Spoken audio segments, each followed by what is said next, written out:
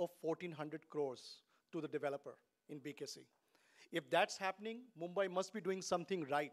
Mumbai must be creating something as an opportunity for corporates, and they're going to go and flock. So if that is the case, that's good news already. I think if you go back in history, when we saw Chandruji develop Mindspace, and Gopalji with Interface, and Suresh had some land parcel, and Niranjanji developed IT park in Powai, we were creating close to about 15 million square feet of IT parks. Those were creating jobs, and that somehow stopped. Because there was a herd mentality in India, all the developers wanted to become national developers. They all wanted to do hotels, they all wanted to do malls, they all wanted to do various other activities across the country. Some even landed in Dubai, by the way. We lost our play and game in Mumbai city. And that was what has caused the delay. If we had continued to develop IT parks and commercial real estate, we would have created jobs. If we had created jobs, we wouldn't be discussing 100,000 square feet of inventory and units in Mumbai city. We would have been seeing more commitment and more absorption of residential space. And that is something that we missed. Probably you need to look into whether we need to stop following a herd mentality as a developer, because we all chose to again start focusing on residential, and now we have oversupply. Since commercial real estate has started to do well, suddenly we put a research together, and I have started to see an inventory of new commercial projects already surfacing across the country. So from 57 million square feet of supply in 2014, we are headed towards 100 million square feet of supply by 2019. So I can already see a trend of herd mentality in next 3 years. So don't let that happen. Use our data, take an informed decision, don't follow the herd mentality, do something which is important for the project. A lot of infrastructure projects are going on in this city, and a lot of projects are going to continue, and that is going to bring some traction.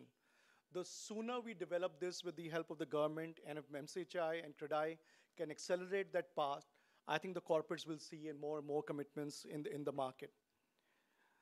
I'm going to go very quickly to these growth corridors of the country because there are a lot of capital that is coming into Mumbai. Right now, when it comes to private equity space, which is close to $3 billion, right now seeking investment, they want Mumbai as first choice.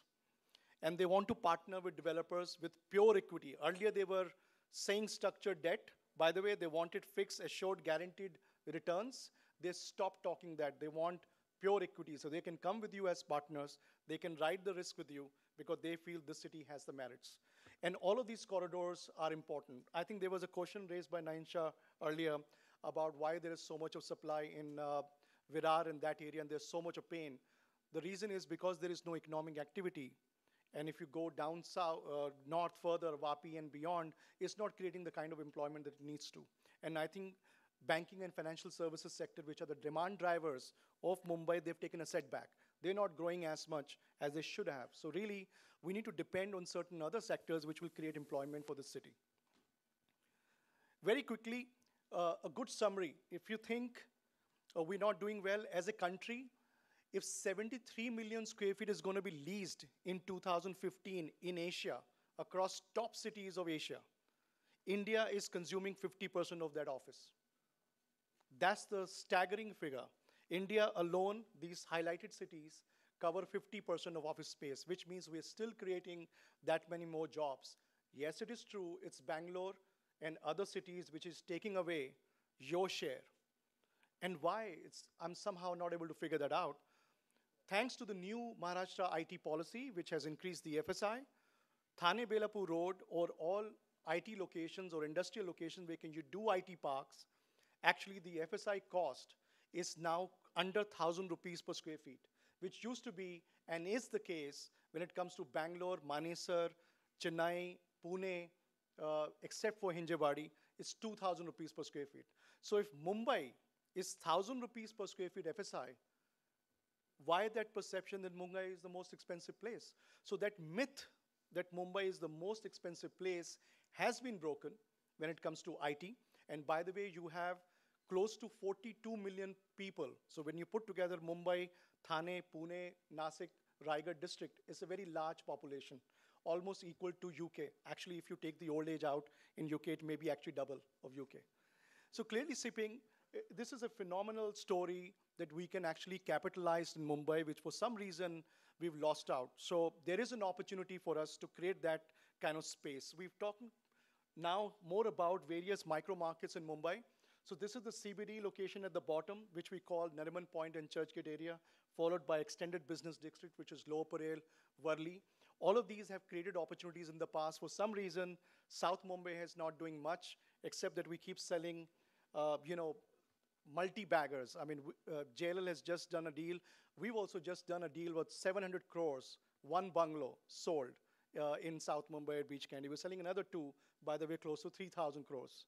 For some reason, all the wealthy billionaires still seeking opportunities in Mumbai.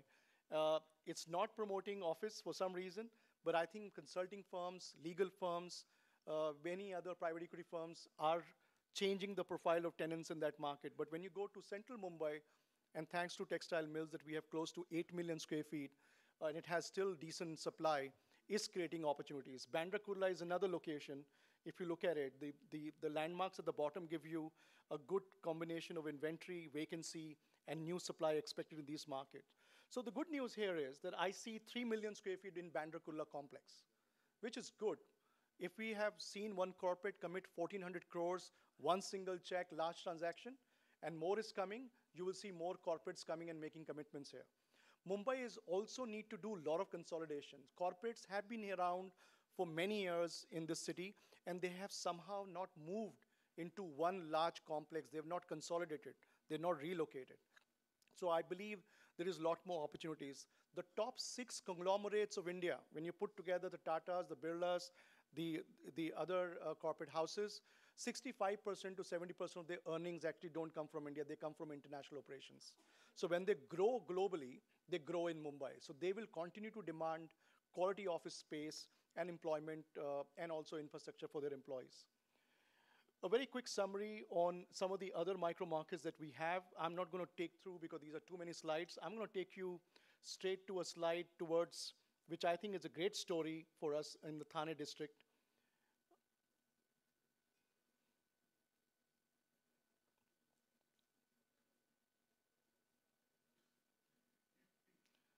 So here, so Thane, Kanjurmarg, Mulund, and entire Thane Belapur Road, right up to Kharghar, I would say Juhinagar and Kharghar. We have close to 300 acres of IT space, which is basically industrial MIDC zone. Very cheap land available for opportunities. Right now, as we speak, there are 6 international funds and developers buying properties on that road. And with the exception of few local developers, we don't see any. We see foreign developers coming to Bombay, seeing an opportunity, and picking up 30 to 40 acres each because they see the story here. They believe in this market that they will be able to create. So if you're able to create an office absorption of 30 to 40 lakh square feet every year on Thane Belapur Road, that is the number of units you can actually create in this market. Somehow we've let go of that opportunity. So that's what I really wanted to cover in this slide. The high level takeaway, if you really want to look at this slide, is basically how the corporates are moving. So corporates are really consolidating. They're moving from Nariman Point to suburbs and central Mumbai and Bandra Kurla area. But there are IT companies which are based in Andheri and Malad. They're moving towards east. Unfortunately, they can't go west because there is Arabian Sea, but they can only go east. So it's a very simple, easy to understand market. And we have close to 300 acres of opportunity at 1,000 rupees FSI for you to play with it. Unless the developers of the city really create employment and commercial space, which fortunately for us is growing, we will not be able to bring the traction that you need in residential market. And I think that is what is the message that I wanted to convey with this. Thank you very much. Thank you, Mr. Puri. Thank you, Mr. Dutt. I think it's a real privilege to have stalwarts from the real estate industry. And I'm sure with the views they have shared, we will surely turn Mumbai from a city of hope to a smart city. I now open the house here for Q&A. So you have any questions, queries, I'm sure the dignitaries here would be more than happy to answer your questions. So can we have the mic? Looking at paucity of time, I think over dinner we can bond and ask questions as well. over dinner. May I request Nayan Shah? Yeah, 2 questions. We'll take 2 questions. Any questions in the house? I think everyone's hungry. Everyone's hungry. Yeah, we have a gentleman here.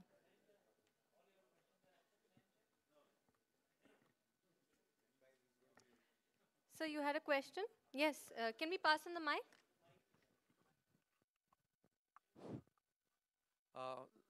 Hello. Can, this question is for Mr. Dutt. Normally in New Mumbai area, wherever we go, I have seen so many buildings are vacant there. And those buildings, they have constructed under IT policy only. But seeing the demand which you are quoting here now, how come these vacancies are there still? It's a very good question. The reason for that is that in the IT space, which is often confused with software development, back office, it's a very complicated subject. The 80% of the leasing in India, so if India is consuming 35 million square feet across 8 cities in India, 80% of that leasing is for outsourcing companies. Outsourcing company needs $1 a square foot, large floor plates, LEED certified, high and compliant buildings. So some of the IT parks that our friends have built, they are good properties and they've probably put Italian marbles and whatnot in terms of specifications. However, they have not really addressed the needs of the outsourcing companies. For example, just to give you an example, an outsourcing company needs telecom connectivity from the multiple routes. They need power grid from multiple routes. They actually need redundancies in backups or power backup. For example, if you install one large generator, the IT company's requirement is that the generator should be multiple. So if one fails, they can switch on the other. Likewise, they have many other requirements, which is a list goes into 500 items. It makes sense. Secondly, they do internal fit outs. So, architects normally, they get carried away. They build beautiful atriums and nice designs of the buildings. What the occupier wants is to occupy maximum number of footprints on the floor in the least carpet area. And by the way, their floor loading has also gone up. Earlier, they were using 100 square feet per person. Now they want to do 70 square feet. Majority of buildings in Mumbai and across the country are not able to accommodate that much density, because when they do interior layout, and if there is a fire regulation, they need to expand and widen the fire exit routes. And all those complications come under what they call EHS health check, which is environment, health, and safety. And when their internal auditors come and scan your building, on that basis, they reject or don't take. So I'm talking about very large multinationals who take this business very seriously. So that is the segment you're missing on. Why TCS is going for a build-to-suit 2 million square feet in Thane estate with Niranjan Bhai, because there is no quality building they have. And that is what some of the others are doing. With these foreign developers coming in, they're going to take away the market share from you, because they're going to bring those specs. It's not that Indian developers, by the way, are not doing it. They are doing it, and BKC is a very good example. For some reason, we have built wrong products, and that is not working. Hello. So you mean Sir, this is for Anuj, sir. Exactly, you said that we should build affordable homes. So is it feasible here in Dahisar or Borivali, we can start one-room kitchen or that side segment? So demand is will be there for this segment? Sorry. It will be difficult for me to say that whether the demand is there for one-bedroom, all kitchen in Boisar.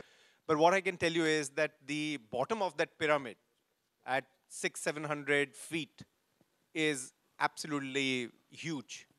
So if you are able to create a product which is, say, at 40 lakhs, 45 lakhs, it is outstanding, and the demand will be very high in any location, not only Boisar, but any location in Bombay. But if you were to go out into a tier 2, tier 3, that value will come down to 25 lakhs. If you go into a tier 4, that will come to, say, 10 lakhs. So that is what you'll have to look at, a definition of affordable housing.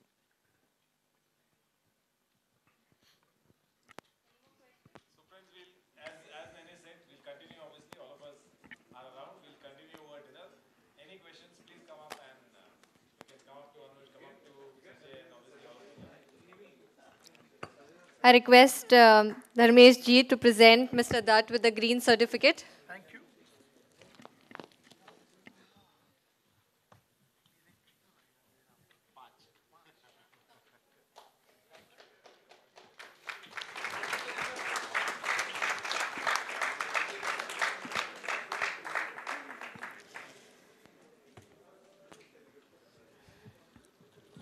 Ladies and gentlemen, let me quickly take you to the world of SERA and State Bank of India. Can we have the video?